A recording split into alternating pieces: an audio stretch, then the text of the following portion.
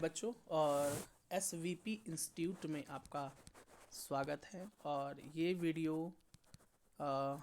PWD candidates के लिए बहुत बहुत इम्पॉर्टेंट है। तो आप खैर SVP इंस्टीट्यूट आपके लिए स्पेशल वीडियोस तो लाता ही रहता है, और तो इसीलिए आप चैनल को सब्सक्राइब ज़रूर कर लें, लाइक करें वीडियो को और शेयर ज़रूर कर दें, ताकि बाकी PWD बच्चे हमारे दिव्यांगजन साथियों को भी इसका फ़ायदा मिल सके। सबसे पहले जो आप देख रहे हैं, ऐसा वीडियो को एंड तक ज़रूर देखना, क्योंकि इससे ज़्यादा इम्पॉर्टेंट वीडियो शायद आपके लिए कोई और नहीं होगा अगर आप एक PWD कैंडिडेट हैं तो। ठीक है। और एक और बात कि ऐसा वीडियो आपको यूट्यूब पे कहीं और देखने को भी नहीं मिलेगा। ठीक है। तो यहाँ पर सबसे पहले ये स्क्राइब फॉर्म आप देखने को मिल रहा है। ये नीट 2025 नीट यूजी 2025 के लिए स्क्राइब फॉर्म है। स्क्राइब का क्या मतलब होता है? स्क्राइब का मतलब होता है कि आपको कोई हेल्प करने वाला चाहिए होगा, क्योंकि आपकी डिसेबिलिटी इतनी ज़्यादा है कि आप अपने एग्ज़ाम के अंदर अपनी OMR शीट को नहीं फिल कर पा रहे, या आपको किसी तरह की फ़िज़िकल सहायता की ज़रूरत है क्योंकि आप फिज़िकली हैंडीकैप्ड हैं, तो फिर आप ज़रूर स्क्राइब ले सकते हैं। उसके लिए आपको इस फॉर्म को डाउनलोड करना होगा। ये इस फॉर्म की प्रति हमने अपने टेलीग्राम चैनल, जिसका लिंक इस डिस्क्रिप्शन में है, द SVP इंस्टीट्यूट के नाम से आप सर्च भी कर सकते हैं, पर डाल दी है। उसे आप डाउनलोड कीजिए कलर में और इसको भरवाइए। यहाँ पर आपका नाम आएगा, आपकी डिसेबिलिटी आएगी, ठीक है, आपके नीट एग्जामिनेशन का यहाँ पर नाम आएगा, आपका एप्लीकेशन नंबर आएगा, और जब एडमिट कार्ड आएगा तो उसका सेंटर भी आपको यहाँ भरना है। ठीक है। उसके बाद आप किस स्टेट से बिलोंग करते हैं और आपकी फ़ाइनल क्वालिफ़िकेशंस कितनी हैं, ठीक है। और एक स्क्राइब की डिटेल्स आपको देनी है कि वो कौन स्क्राइब है। अच्छा, याद रखना, स्क्राइब जो होगा वो फिज़िक्स, केमिस्ट्री, बायोलॉजी बैकग्राउंड से पढ़ा हुआ नहीं होना चाहिए। आर्ट्स हो, कॉमर्स हो, चलेगा। ठीक है। और इस पर जो साइन करेंगे, इस फॉर्म को भरने के बाद जो साइन, अच्छा यहाँ स्क्राइब का लगेगा फ़ोटोग्राफ, जो भी आपके साथ जाएंगे उनका फ़ोटोग्राफ यहाँ लगेगा। ठीक है। और स्क्राइब के इस फॉर्म पर जो फाइनल हस्ताक्षर है वो कौन करेगा? यहाँ पर तो आपके सिग्नेचर होंगे, लेकिन जो फाइनल हस्ताक्षर यहाँ पर करेगा वो होना चाहिए आपका CMO, चीफ मेडिकल ऑफिसर। ये कहाँ मिलेंगे आपको? आपको अपने near by district level hospital जाना है। डिस्ट्रिक्ट लेवल हॉस्पिटल जाना है जहाँ पर आपने अपना UDID कार्ड या डिसेबिलिटी सर्टिफिकेट बनवाया था, वहाँ जाइए। और वहाँ जाने के बाद आप उनसे ये फॉर्म फिलअप करवा सकते हैं। ये फॉर्म फिलअप करवाने के बाद आप डॉक्टर के सिग्नेचर यहाँ पर लेंगे। ठीक है। जब सिग्नेचर मतलब जब डॉक्टर इसको इस ऑथराइज कर देगा, अपना स्टैंप लगा देगा, ठीक है, और यहाँ प्लेस पे वो डिस्ट्रिक्ट हॉस्पिटल का नाम आएगा और डेट आएगी, तो फिर आप इस फॉर्म के ज़रिए नीट एग्ज़ाम सेंटर पर जब जाएंगे अपने स्क्राइब के साथ, तो स्क्राइब की एंट्री होगी। स्क्राइब को अपना आधार कार्ड साथ में लेकर जाना होगा।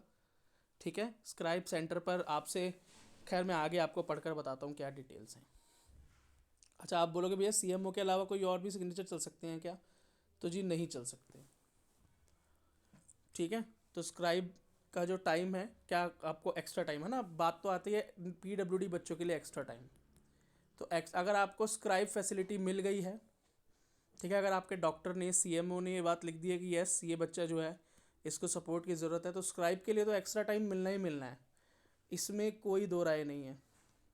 ठीक है। यहाँ पर आपको एडिशनल 20 मिनट तो ज़रूर मिलेंगे, जिसको कंपनसेटरी टाइम के नाम से जाना जाता है ना। एक्स्ट्रा टाइम को एडिशनल एक्स्ट्रा टाइम ना बोलकर कंपनसेटरी टाइम बोला जाता है। अच्छा, अब बच्चे पूछते हैं कि क्या भैया जो जितने भी PWD बच्चे हैं सबको एक्स्ट्रा टाइम मिलेगा? तो बेटा सच तो ये है कि सबको एक्स्ट्रा टाइम नहीं मिलेगा, क्योंकि अभी किसी बच्चे के अगर लोअर लिम्ब में प्रॉब्लम है और हाथ दोनों ठीक हैं, तो जब हाथ आपके ठीक है और एग्ज़ाम आपको हाथों से करना है और लोअर लिम्ब में दिक्कत है, आप आराम से सीट पे बैठे हैं, तो आपको क्यों एक्स्ट्रा टाइम चाहिए होगा? लेकिन अगर कोई एग्ज़ामिनर आपको ऑफ़र कर रहा है कि भैया क्या आपको एक्स्ट्रा टाइम चाहिए, बेटा क्या एक्स्ट्रा टाइम चाहिए, तो आप बिल्कुल एक्स्ट्रा टाइम के लिए यस कर सकते हैं और उस एक्स्ट्रा टाइम का फ़ायदा उठा सकते हैं। लेकिन अगर आपको वो एक्स्ट्रा टाइम नहीं दे रहे, ठीक है, अगर आपने स्क्राइब फैसिलिटी लिया तो मिलना ही मिलना है, नहीं लिया और आप अपना एक्स्ट्रा टाइम उनसे डिमांड करते हैं, तो फिर वो उन सेंटर के ऊपर ही है, वहाँ के टीचर, इन्विजिलेटर और एग्जामिनर के ऊपर है कि वो आपको एक्स्ट्रा टाइम वहाँ अवेल करा रहे हैं या नहीं करा रहे हैं। ठीक है।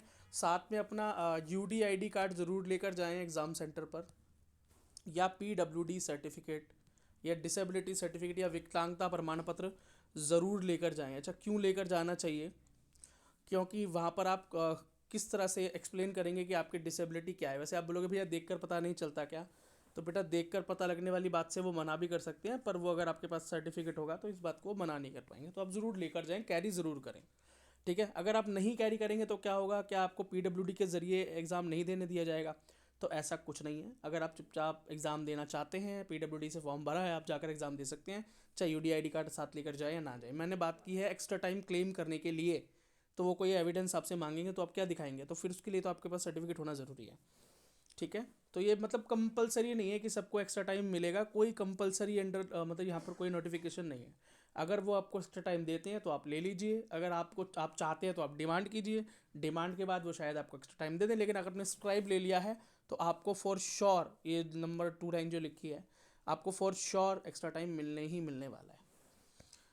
आपका स्क्राइब सिर्फ और सिर्फ आपकी OMR भरेगा, सिर्फ सर्कल करेगा, आपकी शीट पे लिखेगा, लेकिन आपको ना तो वो क्वेश्चन पढ़ेगा, ना क्वेश्चन पढ़ मतलब कोई एक क्वेश्चन पढ़ भी देगा तो उसको एक्सप्लेनेशन नहीं करेगा, और कोई सॉल्यूशन भी आपको सजेस्ट नहीं करेगा। खैर ये तो एक नॉर्मल कॉमन सी बात है, और इस बात को तो हम भी समझते हैं। ठीक है, अच्छा, अब एक बड़ी इंपॉर्टेंट बात है भाई, नोट 6.1 में लिखी है जो, इसको ज़रा ध्यान से देखें। इस बात को लेके बहुत से पीडब्ल्यूडी बच्चे हर साल स्ट्रगल करते हैं। ये क्या है? यहाँ पर लिखा है NTA does not guarantee any change in the category and sub category PWD after the submission of online application form. इसका ये मतलब है कि एक बार अगर आपने पीडब्ल्यूडी से फॉर्म भर दिया तो आप बाद में as a general normal candidate बनकर काउंसलिंग में अपीयर नहीं कर पाएंगे। तो आप अगर एक बार पीडब्ल्यूडी के लिए आपने येस कर दिया तो वो येस ही हो गया, याद रखना कि वो येस ही हो गया। और अगर आपने एक बार पीडब्ल्यूडी के लिए नो भर दिया ना अपने एग्ज़ाम फॉर्म में, नीट फॉर्म भरते हुए आपने ऑप्शन कर दिया नो कि पीडब्ल्यूडी नहीं है, तो याद रखना आप कितनी भी कोशिश कर लेना, आगे जाकर आप पीडब्ल्यूडी में कन्वर्ट नहीं हो पाएंगे।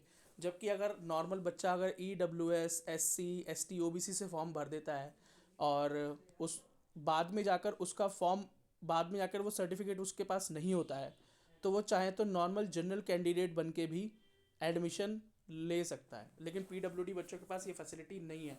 तो इसलिए अपना नीट फॉर्म भरते हुए बहुत ध्यान दें कि आप एक पीडब्ल्यूडी स्टूडेंट हैं या नहीं। अगर हैं तो यस भरे, और नहीं है तो नो भरे। ठीक है, और हाँ, एक बार याद रखना, एक बार नो कर दिया तो बाद में यस नहीं हो पाएगा, और एक बार यस कर दिया तो नो नहीं हो पाएगा। तो अब एक क्वेश्चन अराइज होता है कि भैया अगर हम वेरिफिकेशन जो होती है एडमिशन मतलब काउंसलिंग से पहले, मतलब एडमिशन से पहले, काउंसलिंग से पहले जो पीडब्ल्यूडी सर्टिफिकेट मिलता है, जो एनटीए सेंटर पर वेरिफिकेशन होती है, अगर वहाँ पर हम वेरिफिकेशन में फेल हो गए तो क्या होगा? तो फिर ये होगा कि वो आपको, अगर आप वहाँ फेल हो जाते हैं, आपकी डिसेबिलिटी 40% से अगर कम पाई जाती है वहाँ चेकिंग में, तो वो आपको जनरल कैंडिडेट में कन्वर्ट कर देंगे। तो वो कर सकते हैं, एनटीए सेंटर कर सकता है, आप खुद नहीं कर सकते। समझ गए? वो कर सकते हैं, आप नहीं कर सकते। तो अगर आपने as a PWD candidate form भर दिया, आपको एनटीए सेंटर विजिट करना पड़ेगा, वेरिफिकेशन में जाना पड़ेगा। अगर वो आपको एलिजिबल करते हैं पीडब्ल्यूडी के लिए तो येस हो जाओगे, पीडब्ल्यूडी कोटा मिलेगा। अगर वो रिजेक्ट कर देते हैं तो नॉर्मल कैंडिडेट की तरह आप अपना काउंसलिंग में जा सकते हो, एडमिशन ले सकते हो। अब डिपेंड करेगा भाई आपके नंबर कितने हैं। नंबर कम होंगे तो बात खत्म हो जाएगी, नंबर अच्छे होंगे, अब मेरिट पे होंगे, कट ऑफ क्लियर कर रहे होगे, तो फिर नॉर्मल से भी एडमिशन हो जाएगा। एक फाइनल टाइप का रिजेक्शन भी होता है, वो क्या है कि अगर आपका रिजेक्शन जो है, एक टाइप और है रिजेक्शन का, परमानेंट रिजेक्शन। अगर आपकी डिसेबिलिटी बहुत ज़्यादा मिलती है, मतलब 80% से ज़्यादा अधिक, तो आप मेडिकली ही अनफिट हो जाते हैं। ठीक है,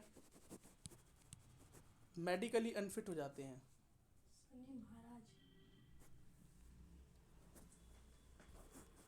ठीक है, आप मेडिकली अनफिट हो जाते हैं। अब एक और चीज़ सुनिए, ये बेटा आपको जो दिखाई दे रही है डिसेबिलिटी सर्टिफिकेट है, सर्टिफिकेट ऑफ डिसेबिलिटी, जो कि आपको एनटीए सेंटर पर मिलेगा। तो आपको इसे डाउनलोड करने की, प्रिंट करने की और खुद से भरने की कोई ज़रूरत नहीं है। और जितनी डिसेबिलिटीज़ यहाँ पर मेंशन है, इन सब डिसेबिलिटीज़ में आपको रिजर्वेशन मिल रहा है।